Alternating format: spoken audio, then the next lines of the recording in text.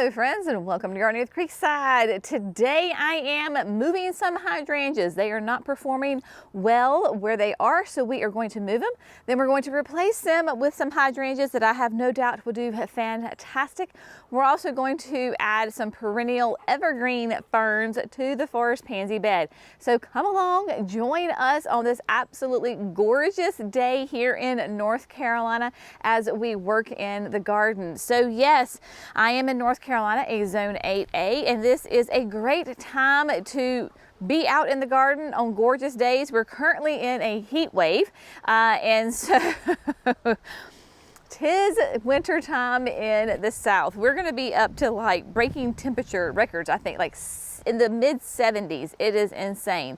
So I do not fret one bit about digging up hydrangeas, transplanting them to somewhere else, and adding hydrangeas to the garden, because these hydrangeas are really well suited for this garden because it gets some filtered sun. So let me show you where we are and then explain the problem and then my solution. We're going to be spending most of our time here at the forest pansy bed. I have got two of the Let's Dance blue jangles in this garden, and they've been in here for a couple of years, and the first year or two they were fantastic and gorgeous, but they have struggled and are not giving me the blooms that I want. And because this is a high profile, high visibility area, I want to put hydrangeas in here that I know are going to give me some really great color, and I need one that's going to be a little bit smaller. So I've got the biggest one has been in here the longest, is right in front of us right here, and then I have another Let's Dance blue jangles down in front of the pot and the carex grass. So we're going to dig those up. I'll show you exactly how to dig up hydrangeas and the best way that you can save those hydrangeas and to put them somewhere else in your garden. They are actually going to go down in the garden all the way down here along the woods. I'll explain when we get down there why we're going to move them down there. So what we're going to put in the place is the Tough Stuff AHA. The Tough Stuff hydrangeas are just, they live up to their name. I mean, they are such reliable, great reblooming mountain hydrangeas. Going to give me a completely different look because this is a lace cap compared to blue jangles, which is a macrophylla. This is going to be a little bit smaller. It is 2 to 3 feet tall and wide, where blue jangles is a 3 by 3. It does great in that filtered sun, hardy in zones 5 to 9, very reliable, reblooming. You don't prune it, and it's probably going to give me in those blue colored flowers because I tend to have acidic soil. So we are going to just pop out the blue jangles and pop in the Tough Stuff AHA. Then I also have two of the autumn ferns. This is Brilliance Autumn Fern. And if you were with Mimi and I the other week when we were cleaning up this bed, we talked about how I already have the Autumn's Brilliance Fern in here. And so we're going to extend this line of these ferns just a little bit further this way. I had two paisley pups in here. It was, I think, too dry and too shady for them. The ferns, of course, will do great. So what I'm going to do is add them into this hole right here. I had a paisley pup right here, and then this was empty. So we're gonna kind of fill it in right there. These are only 3 ferns right here, and you can see how they just have spread. They clearly love this area. Now you may say, well, Jenny, those are for shade and these are in full sun. Yes, they get full sun in the winter because this is called the forest pansy bed for a reason, because in the center of this bed is the forest pansy redbud, and clearly she has lost all of her leaves. So in the wintertime it does get sun, but this winter sun and summer sun are very, very different. I worry about summer sun, and in the summer that back against the house is very, very shady. So I have got Sweet Thing is with me. He's going to help me. Of course, I have got my furry companion. She is never far away from me. So she will be here with us as well.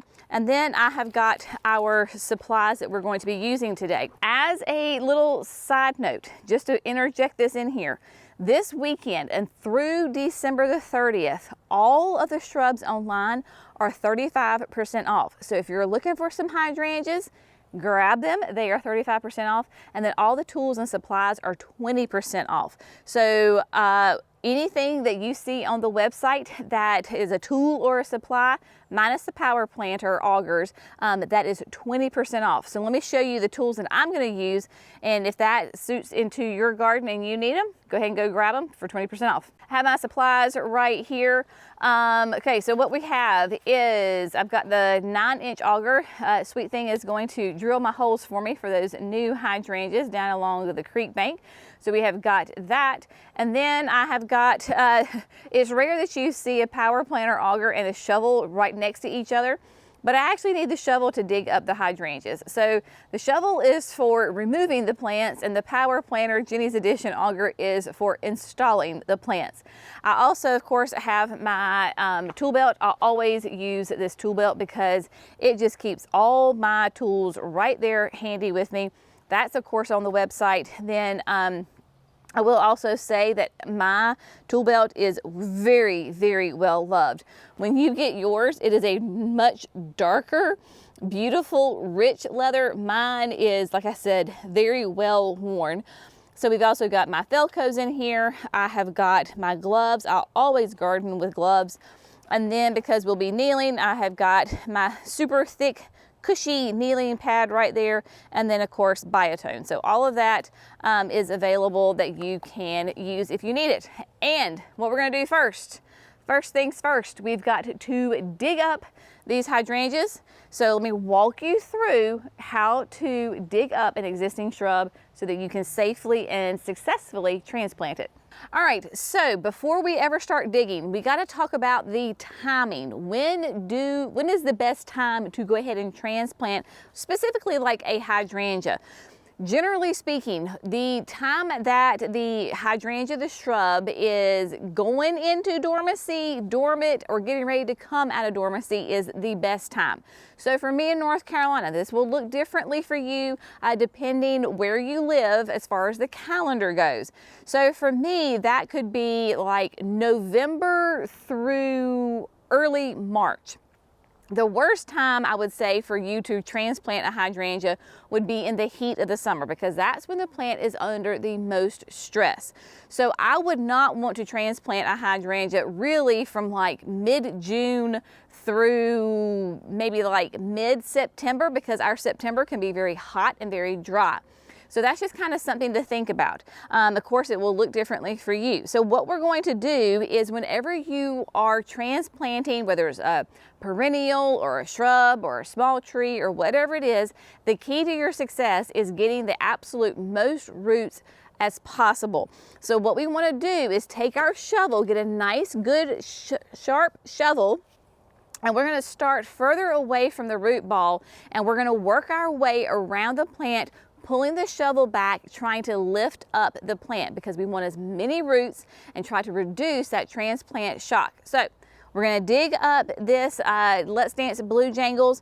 I'm going to work my way around it, find out where the roots are, lift it up, and you can shake off the soil. It's okay. You don't have to have tons of soil with you as you move. You just want the roots on there. So let's get to digging.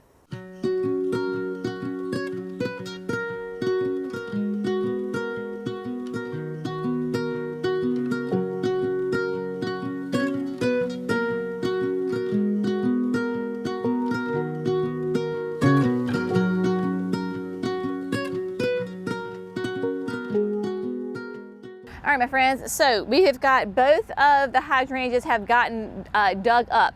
So this one, being a couple of years more mature than the other one, was a little bit more challenging to get out. Also, there was a tree root from the Forest Pansy going straight through it, and I had to double check with Jerry to make sure it was in fact a root and not a wire, because it was like perfectly straight, but when we scraped it, of course, it had little hairs coming off of it, so I just clipped it. So Got it out, shook off some of the soil on the outside because of course we do have red clay and that clay is very heavy.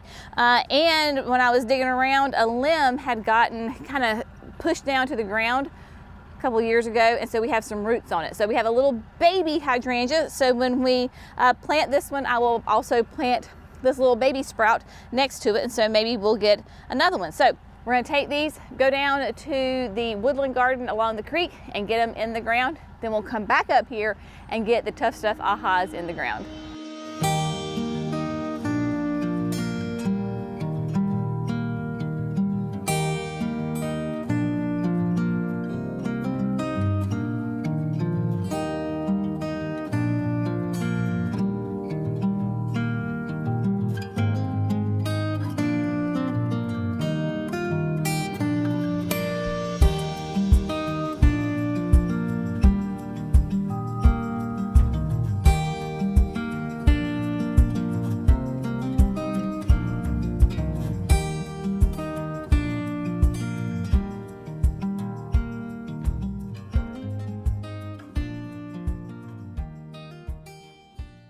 Alrighty, y'all.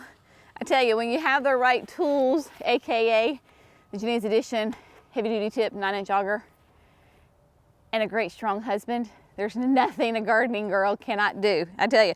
So of course I decided to put the hydrangeas right here. There's a nice big poplar tree right here, and major root was running right through where the first one was going, but no fear, Jerry took care of it along with the auger. So he got in his cardio, his HIIT, his all sorts of stress management, whacking at that root, so he got it out. So they are in. Now, your Let's Dance Blue Jangles, they are a macrophylla hydrangea. So that classic hydrangea bloom that you think about when you conjure up an image of a hydrangea in your brain. Obviously, Let's Dance Blue Jangles is intended at its best performance to be blue. Again, we have acidic soil, so mine naturally will go blue, and they are gorgeous. So the Let's Dance Blue Jangles will actually kind of like transition and go through kind of a metamorphosis of colors, starting from all different kinds of shades of blue, even turn up like a really rich, deep purple in my soil. Now, the reason that I decided to put the Let's Dance Blue Jangles down here is because they are macrophyllas, and I have some very old-timey, like I have no clue what variety they are. These were handed down from my grandmother, but they are classic macrophyllas, and they perform magnificently well here. When we first moved into our house, I had them in the shade garden on the side of the house along the driveway. They never bloomed. They were awful. I got so frustrated with them that I just was like, Jerry, just throw them down there. And so he halfway planted them, and they took off, and they love life down here. So if they're doing great, I have no doubt that the Let's Dance Blue Jangles will do well here. I think it's because they are, well, it's not I think, I know. They are more protected from the winter winds because of the trees. Even just having these mature tree canopy close by and overhanging, it's a little bit of a microclimate. So it protects them. Their buds do not fry. They have those gorgeous growth on them. I've never pruned my traditional old-timey hydrangeas. This year might be the year though that I do give them a prune after they bloom. So with the Let's Dance Blue Jangles being right here, being in that 3-foot range, they are at the base of my Limelight standard, and I created this standard. So this Limelight hydrangea has been here for 15, 16 years, and so I've just kind of naturally limbed it up so that I can control the weeds underneath it. So this will be a really fun pop and to kind of fill in, hide the naked ankles of the Limelight with the two Let's Dance Blue Jangles. Got lots of good biotone in there. We had just had a day's worth of rain a couple of days ago, so they were wet coming out of the Forest Pansy bed, and they were going into some nice damp soil. So basically all I have to do is make sure for the next couple of weeks that they get plenty of water. If it doesn't rain, I will need to supplement some water. every, like maybe once a week, right? Because the temperatures are cooler, their evaporation doesn't happen as quickly, they're not taking up as much water, so don't drown the hydrangeas when you transplant them in those cooler months. You want damp, moist soil, not soaking wet, saturated, heavy bog soil for your hydrangeas. All right, so that was the hard part. The easy part is now I'm gonna go put the Tough Stuff Ahas and the 2 autumn brilliance ferns into that forest pansy bed.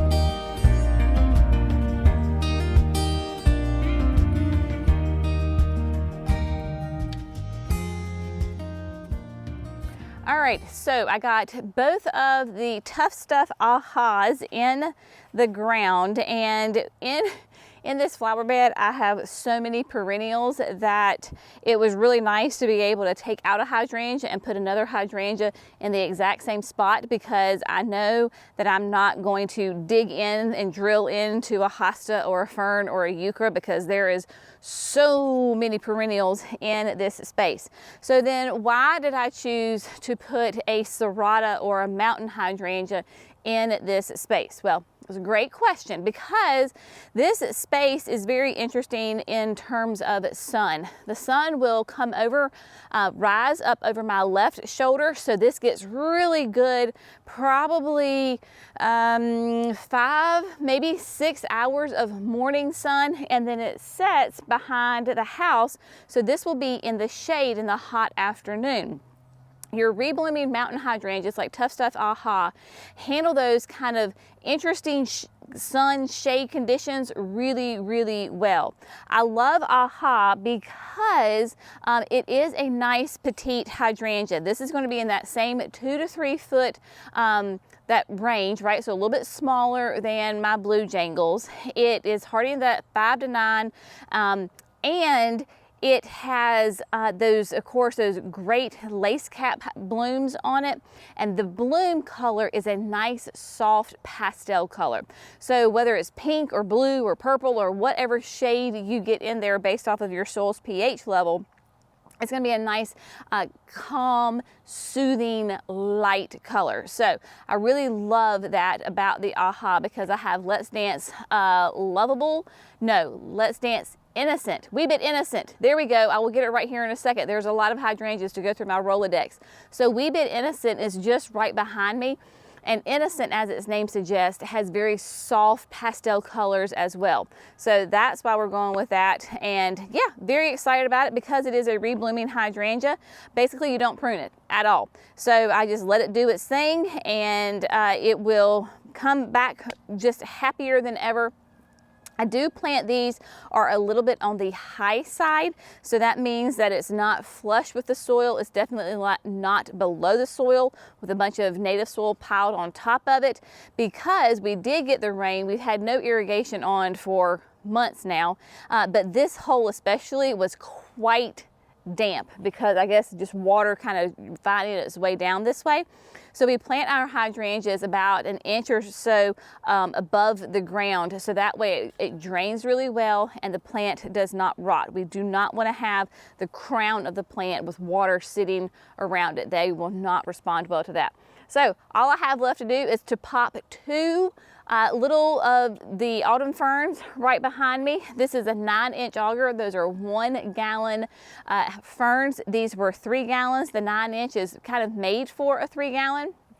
So to use that 9-inch with a 1 gallon is going to be super, super easy. So I'm just going to pop those in the ground, and then I'll meet you back here when they are all done and ready to go.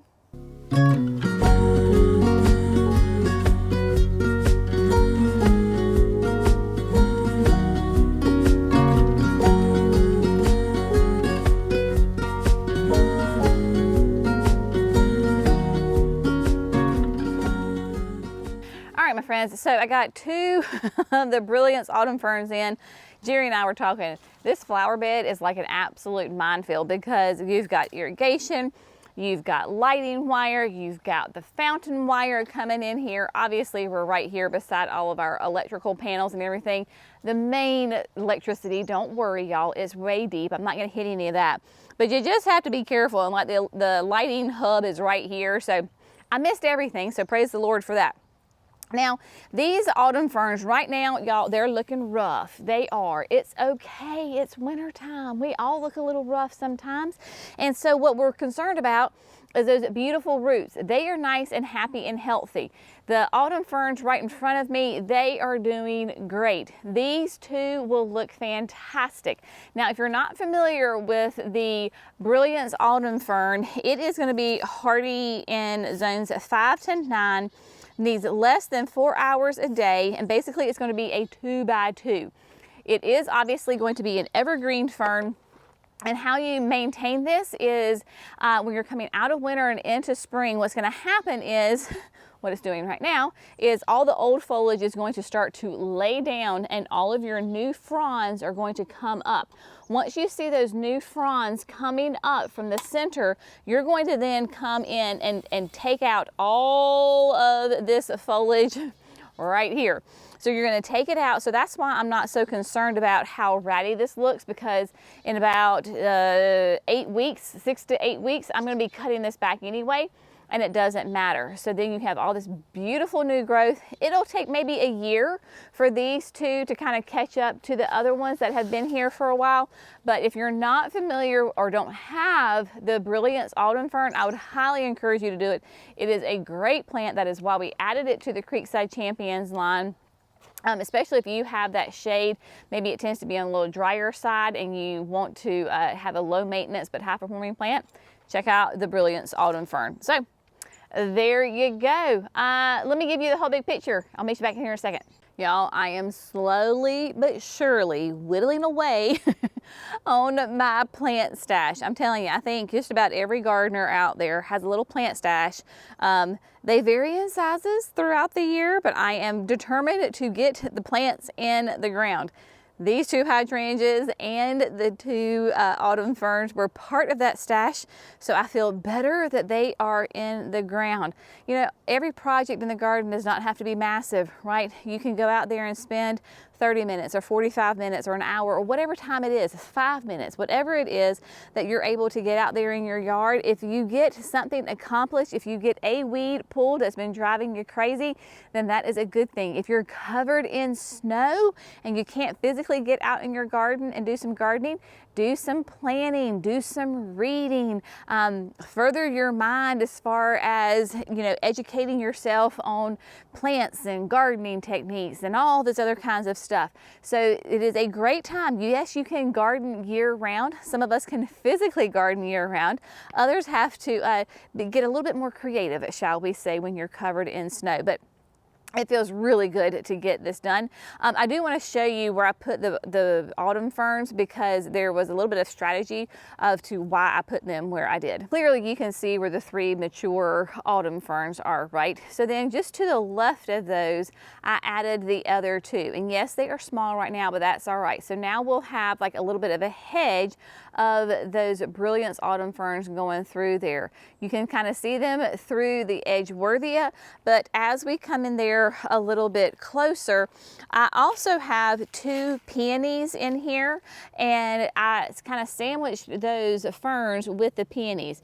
So you can just see there are the little stalks, one here, and then there's one there. When the peonies come up and they're flushed and they're in bloom, it'll be just fine, because the ferns have plenty of room to grow there towards the back.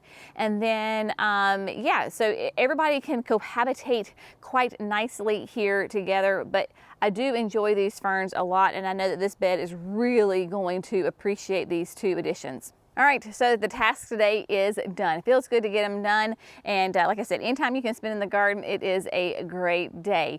But take advantage of the online sale. This will be one of those great sales for the shrubs. So all the shrubs are 35% off. through December the 30th. So that includes the Tough Stuff Ahas and the Let's Dance Blue Jangles and all the other shrubs that we have online. And then the tools and supplies minus power planter are all 20% off. So happy shopping, have fun, and get out there in your garden, do a little something, or get a good book, read up on your gardening, brush up on some fun different techniques in the garden, and get some inspiration from various sources. As always, we so appreciate you. We'd love it if you would like and subscribe to Garden with Creekside. That way you don't miss those 5 videos that we do each and every week. Y'all have a fantastic day. I'll see you in the next video. Bye, friends.